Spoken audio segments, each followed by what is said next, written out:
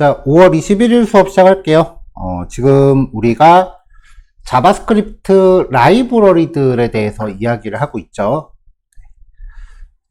자, 어제는 이제 라이브러리가 이런 거다라고 이제 좀 감을 잡게 하려고 쉬운 라이브러리들을 이제 바로 사용하는 거 먼저 했어요. 그래도 좀 여태까지랑 결과물이 좀 스케일이 다르니까 좀 재밌었을 것 같아요. 아닌가? 자, 오늘은 이제 세 번째 라이브러리 시작하기 전에 이제 어제 설명하지 못했던 이 라이브러리 관련된 이론부터 좀 이야기를 할게요. 이런 내용들이 개발하는데 직접적으로 이제 영향을 주진 않아요. 근데 면접 때 이런 거 물어보는 데가 되게 많아요.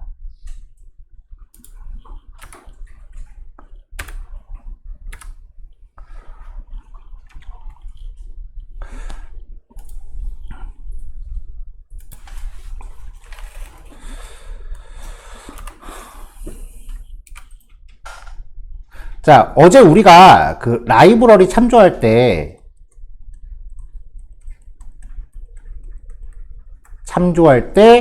이거를 파일을 직접 다운로드 받아서 쓰는 방법도 있거든요. 그러니까 라이브러리 사이트에 들어가 보면은 예를 들어서 어제 썼던 AOS 라이브러리 이렇게 들어가면은 매뉴얼 페이지가 있고요. 어디엔가 GitHub 연결이 있을 거예요. 물론 그 사이트 자체에서 다운로드 받게끔 하는 데도 있어요. 라이브러리마다 이거는 복불복이야. 그때그때 달라서 본인들이 적응해야 돼요. 지금 얘 같은 경우는 GitHub 아이콘이 있으니까 여기로 들어갔단 말이에요. 근데 조금 이따 FS 라이트박스라고 하는 라이브러리를 보면은 여기 Getting Started 들어가 볼게요. 여기 바로 다운로드 링크가 바로 걸려 있어요. 직접 다운로드 받는 경우도 있어요. 여기 다이렉트 다운로드라고 버튼 있죠. 그러니까 이거는 사이트들마다 다르기 때문에 내가 어떻게 정형화를 못 해줘요. 여러분들이 어떤 라이브러리를 쓰겠다라고 할지 내가 알지도 못해.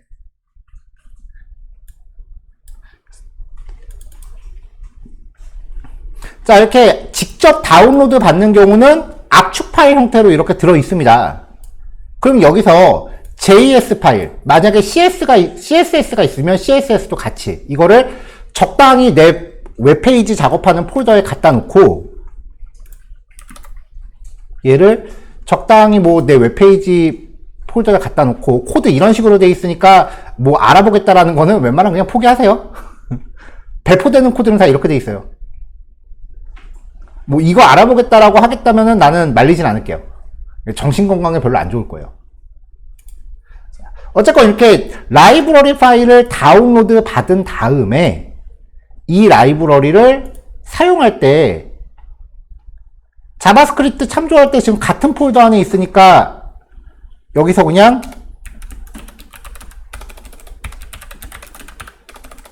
이렇게 그냥 상대 경로로 파일을 참조하는 방법이 있고요. 이게 가장 확실하지. 두 번째는 애당초 온라인상에 있는 주소를 이렇게 참조하는 방법이 있어요. 이거는 직접 다운로드를 안 받아도 되죠. 근데 가끔 이렇게 하면은 그러면은 인터넷이 안 되면은 요거는 못 쓰겠네요 라는 질문을 하는 경우가 가끔 있는데 걱정하지 마세요. 어차피 인터넷이 안 되면 여러분들 웹사이트에 접속도 못해. 자, 오늘 첫 번째 얘기는 이 URL로 접근하는 경우에 대한 것부터 얘기를 하려고 해요.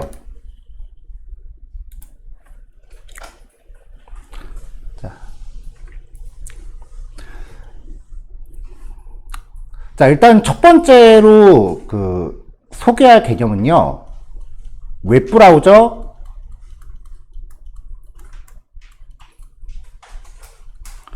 캐시라는 개념이에요.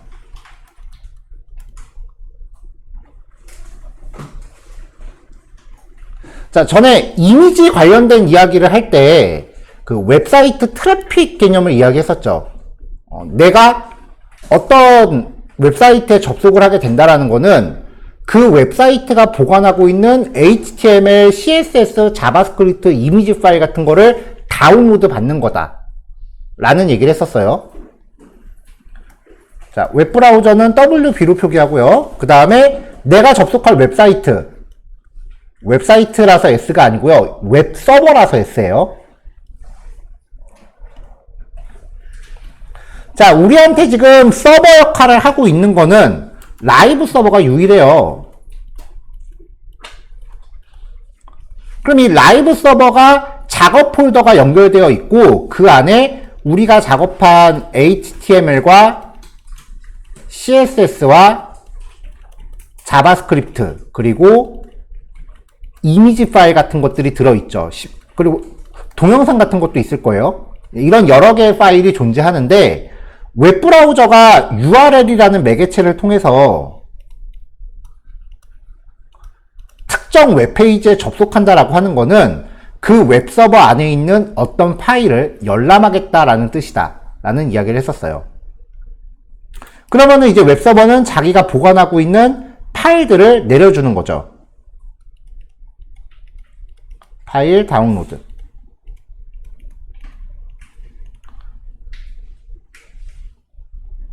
자, 그러면 이게 한번 다운로드 받을 때마다 10메가 정도 됐다면 네이버 메인 페이지가 10메가 정도 됐었죠. 그러면 새로 고침 10번만 하면은 100메가를 다운로드 받는 거네요. 그러면 이 웹서버 입장에서는 통신비 감당이 안 돼요. 새로 고침할 때마다 그런 식으로 발생을 하면. 우리야 정액제 내고 쓰지만 기업들은 그게 아니라고요. 그래서 웹브라우저 캐시라고 하는 건요. 브라우저가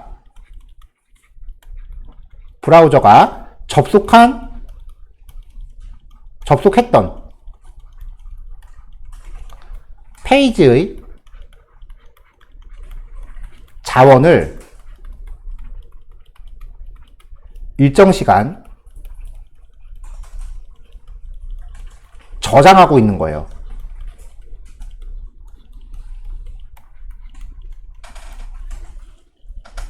그래서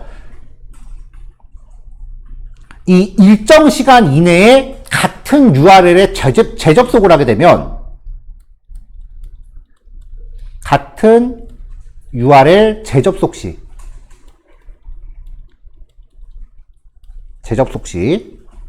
저장하는 파일을 활용하지 새로 웹서버에서 다운로드 받지는 않습니다. 저장하고 있는 파일을 활용하는 거죠.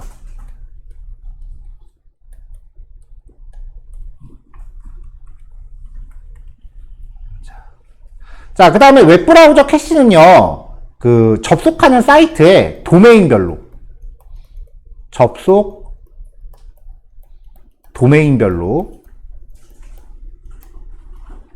개별 보관해요.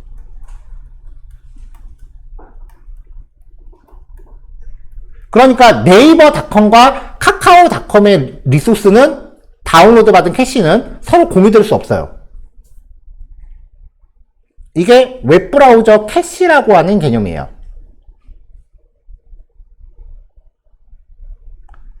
그래서 나중에 이제 스프링 개발할 때 보면은 그런 일들 많이 겪을 거예요. 분명히 나는 코드 고쳤는데 화면에 반영이 안 되는 경우가 종종 있을 거예요. 그거는 브라우저가 캐시를 활용하기 때문에 그래요.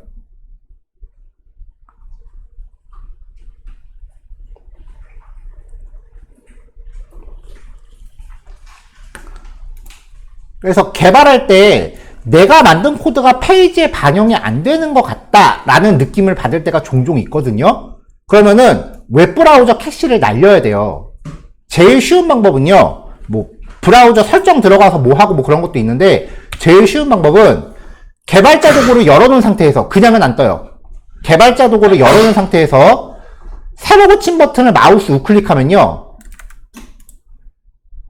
캐시 비우기 및 강력 새로 고침이라는 메뉴가 있습니다. 얘는 단축키가 없더라고요. 네, 요걸 누르면은 캐시를 싹 삭제하고 웹서버에서 파일들을 다시 다운로드 받아요. 주로 CSS나 자바스크립트 파일을 따로 분리했을 때 코드 변경 사항이 반영이 안 되는 경우가 은근히 자주 있어요.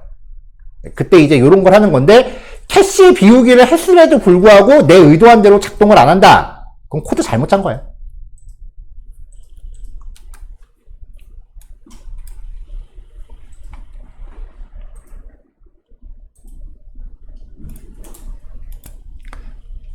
자, 이 페이지 넘어가도 될까요?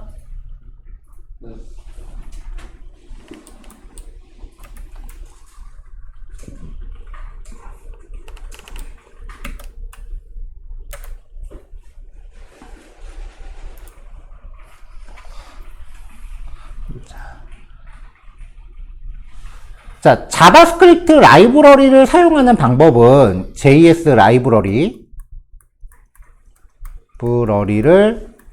사용하는 방법.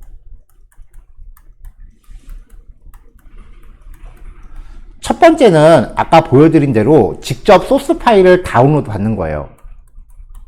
직접 파일 다운로드. 그럼 다운로드 받은 파일을 내 작업 폴더 안에 넣어야겠죠. 두 번째는 온라인상의 URL을 직접 참조하는 거예요.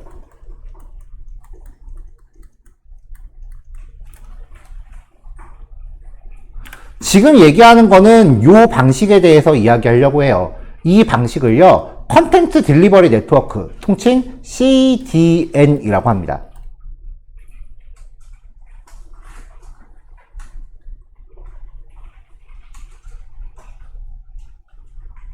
자, 한번 예를 들어 볼게요. 직접 다운로드 받는 경우에, 자, 여러분들이 어저께 했던 실습 예제를 전부 제각각 다운로드 받아서 했다라고 전제를 해볼게요. 그러면은 여러분들 그냥 편의상 ABC라고 칭할게요. A라는 분이 실습을 하고, B라는 분이 실습을 하고, C라는 분이 실습을 해요. 그럼 저마다 주소가 다를 거 아니에요. 편의상 여기를 A.com이라고 칭하고, B.com, C.com이라고 합시다. 자, 그러면 유저가 웹브라우저를 통해서 여기에 접속을 하면 사용자의 웹브라우저 안에 A.com이라는 폴더가 하나 생기는 거예요. 이 폴더가 생기면서 여기에서 사용하고 있는 각종 리소스 파일, 라이브러리나 이미지나 CSS 파일 같은 거를 다운로드 받아서 여기다 저장을 한다고요. 그래서 어저께 실습했던 것 중에 aos.js라는 파일이 있었을 거 아니에요? 그러면 나는 내 웹브라우저는 a.com이라는 폴더를 만들고 aos.js라는 파일을 다운로드 받겠죠. 자, 그 다음에 이제 또 b.com에 접속을 해요. 그랬더니 여기도 aos.js라는 파일을 직접 다운로드 받아서 쓰고 있네요. 그럼 내 웹브라우저는 b.com이라는 폴더를 만들고 여기다가 또 aos.js라는 똑같은 파일을 다운로드 받을 수밖에 없어. 도메인이 다르면 캐시는 공유되지 않으니까.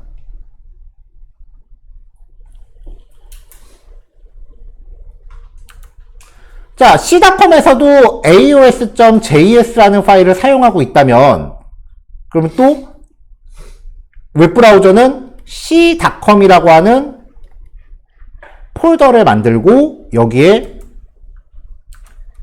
aos.js라는 파일을 다운로드 받겠죠. 자, 그러면은 이 웹브라우저 입장에서는 똑같은 파일을 3개나 보관하고 있어야 돼요.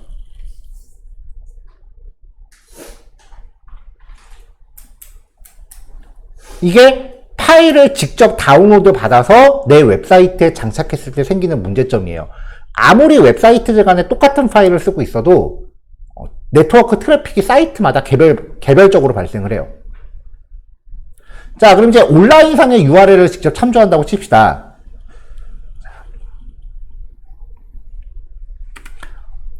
뭐 라이브러리가 cdn.js.com / aos.js 이렇게 파일이 존재해요. 자, 그러면은 a.com에서 이 파일을 URL로 참조를 하고요. b.com에서도 이 파일을 URL로 참조를 하고 c.com에서도 이 파일을 URL로 참조를 하는 거죠. 자, 그럼 이제 유저 컴퓨터가 여기에 접속을 했을 때 물론 a.com이 사용하고 있는 폴더도 만들어지겠죠. a.com의 폴더도 만들어서 여기서 쓰고 있는 파일들이 여기 착착착 저장이 될 거예요. 근데 중요한 건 얘야. 이 aos.js라는 파일은 도메인이 다르잖아요. 그러니까 cdnjs.com이라는 폴더가 생기고 이 안에 aos.js라는 파일이 저장된다는 거지. 그러면 b.com이 접속했을 때는 또 b.com이라는 폴더가 만들어지고 파일들이 착착착 저장이 되겠지만 자바스크립트는 아까 얘네 이미 있네? 그럼 또 다운로드 안 받고 얘를 그냥 쓰는 거예요. 이렇게 양쪽에서. 이런 식으로 웹브라우저가 갖고 있는 캐시를 공유할 수 있게 만든 기법이 CDN이라고 하는 방식이에요. 그래서 이 CDN 서비스를 제공하는 곳들이 있어요. 개발사들이 우리 코드 같은 거 이렇게 올려놓고 다른 사이트들이 참조할 수 있게끔 이렇게 URL 형태로 제공하는 데들이 몇 군데 있어요. 그리고 그 CDN 서비스를 제공하는 곳들은 그 서버를 전 세계 여기저기에 흩어놨어요. 왜냐면 서버가 한 군데 있으면 거리가 멀어지면 접속 시간 오래 걸리니까 뭐 아시아, 뭐 유럽 뭐 이런 식으로 여러 군데 서버들을 흩어놨어요. 그래서 CDN을 사용하는 게 어떻게 보면은 브라우저 캐시 그리고 한번 다운로드 받았으니까 a.com 접속한 다음에 b.com에 접속했다. 그럼 그때는 aos.js라는 파일을 다운로드 받는 시간이 안 걸릴 거 아니에요. 그러니까 일종의 네트워크 트래픽을 품앗이 하는 거야. 그러니까 품앗이 같은 개념이라고 보면 돼요. 그래서 CDN을 사용하는 게 더 효율이 좋은데 모든 회사가 CDN을 사용하지는 않아요.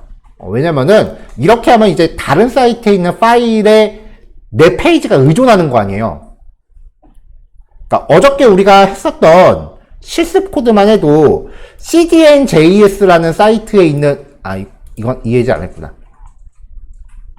자, 여기 보면은 뭐 두 개의 사이트에 지금 의존을 하고 있죠. 어제 마지막 예제가요. 그쵸? 그러면 이 사이트 중에 하나가 터지면 내 페이지도 덩달아 피해를 보는 거 아니에요. 그런 일이 발생할 수 있기 때문에 일부 대기업은 CDN 서비스를 아예 회사 정책적으로 사용하지 마세요라고 막는 경우도 있어요. 그런 경우는 뭐 빼도 박도 못하고 다 다운로드 받아야지. 그러니까 CDN을 사용하느냐 아니면 파일을 직접 다운로드 받아서 쓰느냐는 회사 스타일에 따라 좀 달라요.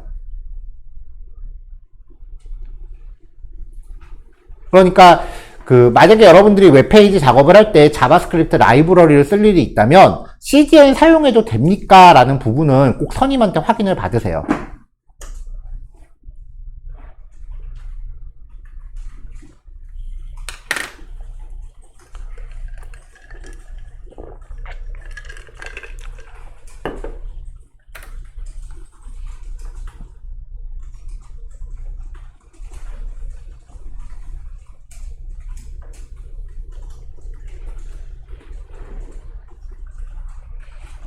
자, 그러면 이제 애당초 다운로드 받아서 쓰는 게 더 안전한 거 아닙니까? 라는 생각이 들 수도 있을 거예요.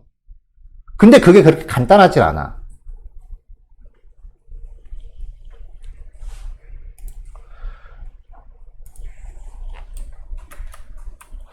우리 회사 웹사이트를 만들어서 우리 회사 안에서 서비스를 한다라고 하면은 그냥 오픈소스 라이브러리 다운받아서 얼마든지 써도 됩니다. 근데 저번에도 얘기 한번 했었지만 우리나라 개발 회사들 중에 자체 서비스 만들어서 먹고 사는 회사들 손에 꼽혀요. 대부분의 회사들은 외주 개발로 먹고 산다고요. 그러니까 누군가가 개발 의뢰를 했다면 거기에 적합한 프로그램을 만들어서 납품을 해야 되는데, 이때 오픈소스 계열들, 오픈소스 계열이나 우리가 사용한 MySQL, 그 다음에 마리아DB는 해당 안 된다. 그래서 마리아DB 있었구나. 뭐 이런 오픈소스 계열은 정책이 이래요. 당신이 우리 거 다운받아서 쓰는 거는 맘대로 하세요. 대신에 재배포 금지. 무슨 말이냐면 여러분들이 라이브러리를 사용하는 건 여러분들 자유지만 그 라이브러리를 포함해서 납품하는 건 안 된다는 뜻이에요. 그거 걸리면은 소스 하나당 3천만 원씩 벌금일 거예요. 오픈소스 라이센스 정책들이 대부분 재배포 금지 조항을 갖고 있어요. 이거 아무 사이트나 들어가서 웹은 소스 못 숨긴다 그랬잖아요. 아무 사이트나 들어가서 페이지 소스북에서 까보면 바로 우리 거 쓰는지 안 쓰는지 나와. 숨길 수가 없다고요, 이거는. 그러니까 내가 오픈소스 라이브러리를 직접 다운로드 받아서 썼다. 그러면 납품할 때 그 오픈소스 빼야 돼, 다. 그리고 그 고객사한테 우리가 이러이러한 오픈소스 받았으니까 직접 다운로드 받아서 설치하세요 라고 얘기를 해줘야 돼요. 돈 주고 일 시켰는데 나한테 일을 또 시키네? 그건 제대로 된 외주 개발이 아니죠.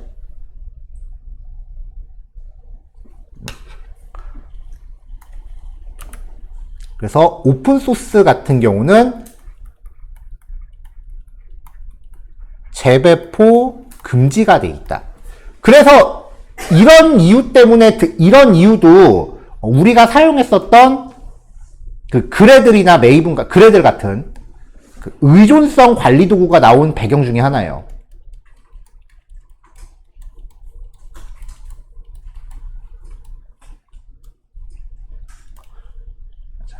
자, 우리가 의존성 관리 도구를 자바에서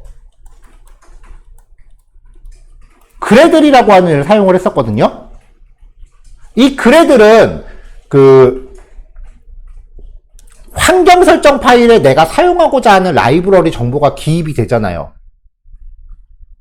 그럼 그 파일만 있으면 비주얼 스튜디오 코드가 가동될 때 알아서 라이브러리를 스스로 다운로드 받는다고요. 그러니까 그 자바로 만들었을 때는 이 그레이들에 대한 설정 파일만 납품을 하면 내가 만든 코드를 받아보는 사람은 굳이 라이브러리를 지가 일일이 다운받는 게 아니라 이 파일에 의해서 자동으로 라이브러리가 다운로드 되는 거죠. 이런 개념을 의존성 관리 도구라고 하고요. 자바의 그래들이나 메이븐이 있고요.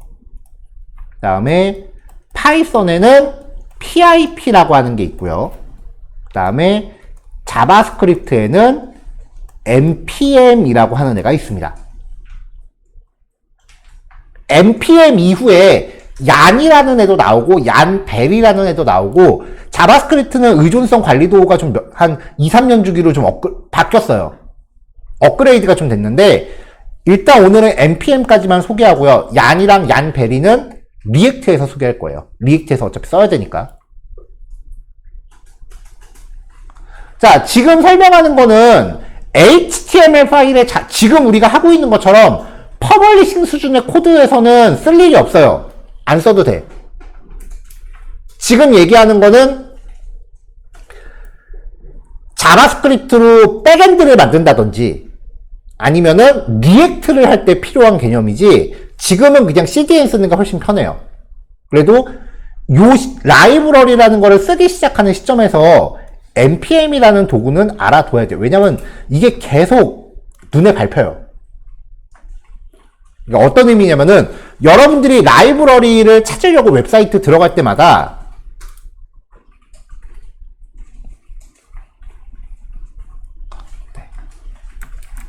설치 방법 뭐 보면은 기본적으로 이렇게 소스를 참고해서 쓰세요라고 되어 있는데 그 주변에 항상 npm이나 yan으로 시작하는 단어가 계속 눈에 밟힐 거예요.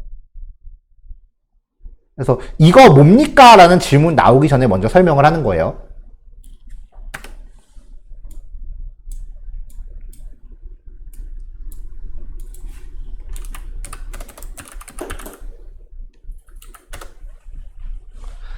우리가 자바에서 메이븐 레파지토리라는 사이트에서 쓰고 싶은 라이브러리를 검색을 했었잖아요. 네, 마찬가지로 자바스크립트도요. npmjs.com이라는 사이트가 있어요. 이게 자바에서 쓰던 메이븐 레파지토리 같은 사이트예요. 이 사이트 터지면은 전 세계 모든 웹사이트가 휘청해요. 실제로 이 사이트 한번 터졌던 적이 있고요. 자, 여기서 아까 우리가 사용했었던 AOS라는 검색을 해볼까요? 나올래나? 네, 그럼 여기 AOS라는 라이브러리 검색이 되죠. 타고 들어가면은 자, 뭐 이렇게 간단하게 설명글이 있고요. 그 다음에 뭐 레파지토리 그리고 홈페이지 뭐 이렇게 제시가 됩니다. 맞죠?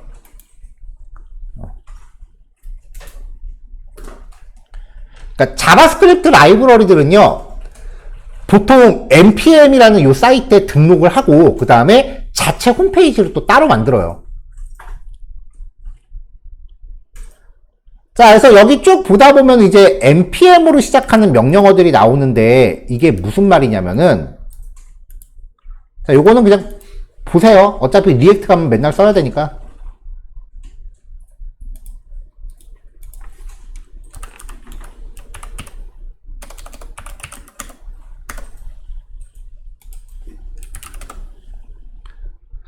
자, 여기가 내 작업 폴더라고 가정을 할게요. 내가 지금 웹사이트를 작업하고 있는 작업 폴더인데 여기서 내가 쓰고 싶은 라이브러리가 있다라고 하면은 npm install AOS 이렇게 라이브러리 이름을 명시를 하는 거예요.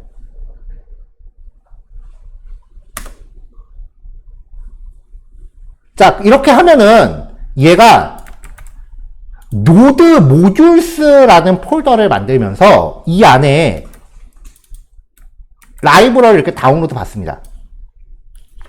그리고 자바스크립트 라이브러리 같은 경우는 상호 의존도가 굉장히 심하거든요. 그러니까 내가 어떤 라이브러리를 쓰려면 필연적으로 다른 라이브러리들을 먼저 써야 돼. 이런 게 되게 많아서 라이브러리 의존성 관련된 것도 모두 같이 다운받아요. 그러면 이 안에 타고 들어가 보면은 이제 어딘가에 파일이 있겠죠. 근데 여기부터는 라이브러리마다 폴더 구조가 다 제각각이야. 통일이 안 돼 있어. 자바스크립트는 그냥 폴더 만들고 파일 만들면 되는 거잖아요. 자바처럼 어떤 구조가 있는 게 아니잖아. 그래서 라이브러리를 받으면은 내가 참조할 파일이 과연 어디 있을까는 여러분들이 직접 찾아야 돼. 그게 좀 번거로운 일이라서 그냥 CDN 쓰는 게 낫다는 거예요. 네. 얘 같은 경우 이제 dist라는 폴더 들어가면 있어요.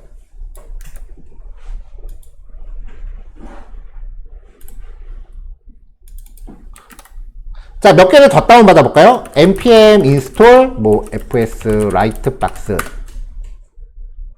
그러면은 이제 관련된 라이브러리가 또 이렇게 다운로드 되는 거죠.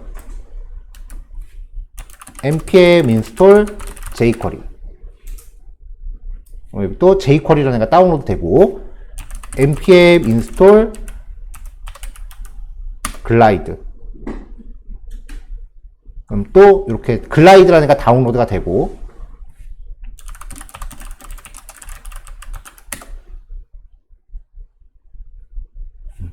계속 명령어를 쓸 때마다 이렇게 다운로드가 차곡차곡 쌓입니다. 이 중에 안 쓰는 게 하나 생겼어. 안 쓰고 싶은 게 있어. 그러면 npm uninstall 뭐 AOS라고 하면은 알아서 삭제를 합니다. 이렇게 관리를 하는 거예요. 그러면 나중에 납품할 때는 어떻게 하느냐? 납품을 할 때는 이 노드 모듈스를 빼고 납품을 해요. 용량도 무지하게 커요, 얘. 그 다음에 GitHub에 올릴 때도 GitHub에 그 저장소 설정할 때 git ignore 하는 파일이 있죠. 여기에다가 내가 명시를 하면은 GitHub에 올리지 않을 일종의 금지 목록이라고 했었어요. 여기에다가 노드 모듈스라는 폴더도 같이 명시를 해줘요. 그래서 이 노드 모듈스 폴더는 납품할 때도 제외되고 GitHub에도 안 올라가요.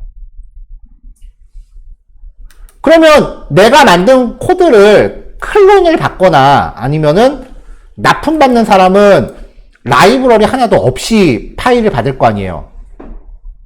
자, 이때 활약하는 게 이 package.json이에요.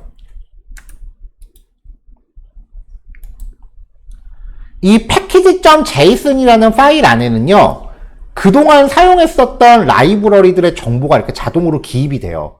npm install, npm uninstall 쓸 때마다 알아서 추가 삭제가 자동으로 발생을 해요. 이 파일만 있으면 돼요. 그러면은 GitHub에서 클론을 받았다. 근데 루트 폴더에 package.json이 있다. 그럼 제일 먼저 해야 되는 게 여기서 명령 프롬프트 열고 npm 그냥 install입니다. 그러면은 npm이라는 명령이 package.json을 해석을 해서 이 프로젝트가 사용하고 있는 모든 라이브러리를 한 번에 다 받아요.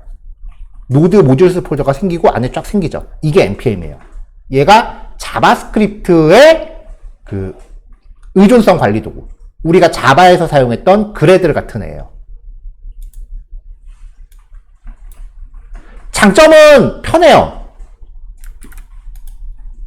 특히 리액트 같은 경우는요, 우리가 스프링 끝난 다음에 리액트 할 텐데, 리액트 같은 경우는 프로젝트 상성만 해도 라이브러리를 거의 한 200몇 개를 받거든요.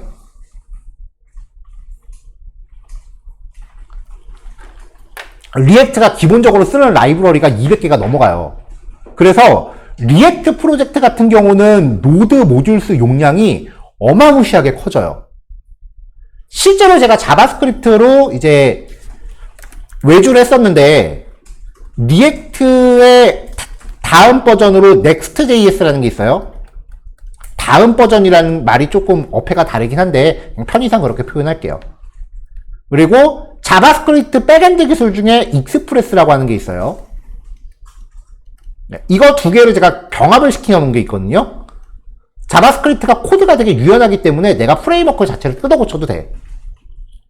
그러니까 외주를 하니까 이제 혼자 다 해야 되니까 애당초 이렇게 해서 풀스택을 만들어 놨다고요.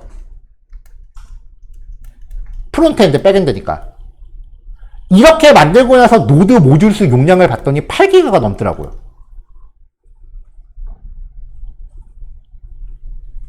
npm의 단점이 노드 모듈스의 용량이 어마무시하게 커져요. GitHub에 올릴 수도 없어, 그래서 하다 보면.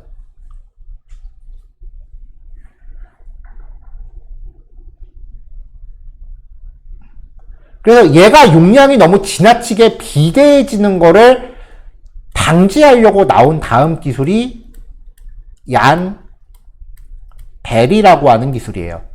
요거는 리액트 처음에 헬로월드 찍을 때 소개를 할 겁니다. 자, 자바스크립트 라이브러리 관련해서 이야기하면서 그 브라우저 캐시, 그 다음에 CDN, 마지막으로 자바스크립트 의존성 관리 도구에 대해서 얘기했어요. 네. 꼭 필요한 기본 개념이니까 각자 잘 정리하시고요. 잠깐 쉬었다가 어제 보던 폴더에서 3번 예제부터 이어서 진행할게요. 자, 10분 후에 봅시다.